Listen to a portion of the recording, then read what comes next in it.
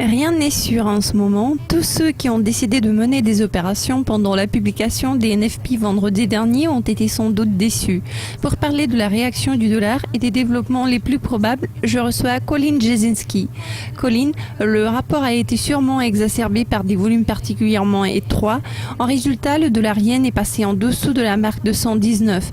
Était-ce une réaction passagère ou bien il y a d'autres sources de préoccupation concernant l'économie américaine et le dollar ? Je ne crois pas qu'il s'agisse d'une réaction passagère. C'est une baisse tout à fait logique qui est censée persister pendant quelques semaines, voire quelques mois qui vont suivre. Le dollar américain a vu un rallye massif au cours des 6 derniers mois suite aux attentes de la hausse des taux d'intérêt par la Fed. La plupart des analystes anticipent ce mouvement lors de la réunion de juin. Néanmoins, tout récemment, nous avons vu des signes de ce que cette situation pourrait changer. Lors de la dernière réunion, certains membres de la Fed ont abaissé leurs prévisions concernant le PIB, l'inflation et les fonds publics, ce qui suggère qu'ils commencent à faire marche arrière par rapport à leur programme de normalisation des taux d'intérêt.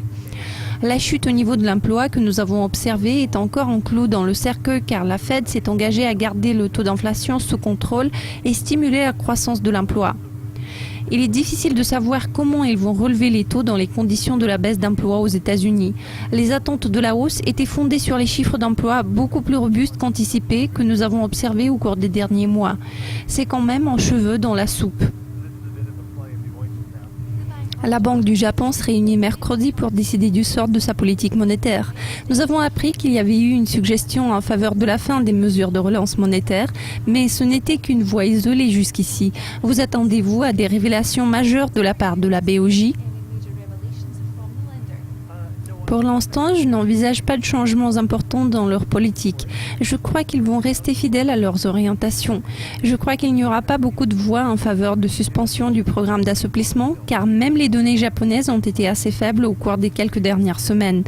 Cela concerne notamment les ventes au détail, la production industrielle, l'enquête Tankan concernant les fabricants et beaucoup d'autres, ainsi que le PMI manufacturier et celui des services. Toutes ces données ont été un peu molles. En revanche, l'inflation est restée au-dessus de la marque de 2%, ce qui est une bonne nouvelle. Leur programme porte ses fruits et je ne crois pas que pendant cette réunion, ils rajoutent du stimulus, mais de toute façon, ce n'est pas encore le moment de réduire les taux. Vos prévisions pour un an se situent à la marque d'1,20. Pourriez-vous nous en dire un peu plus ? Vu les données les plus récentes, quel genre de politique monétaire envisagez-vous pendant cette période ? D'ici un an, la Fed aura déjà relevé et normalisé les taux dans un effort de revenir à leur taux cible d'inflation de 2%. C'est leur objectif clé à long terme.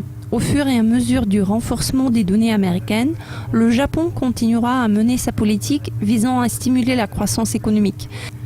Si le pays réussit à améliorer sa situation, il commencera à faire marche arrière par rapport à son programme d'assouplissement quantitatif.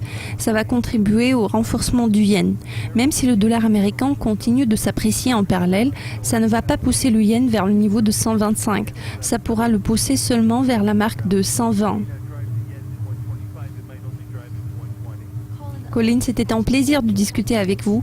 Merci de vos commentaires. Chers spectateurs, nous vous présenterons très bientôt une nouvelle édition des prévisions. Restez à l'affût en cliquant sur le site web de Dukascopy. À la prochaine!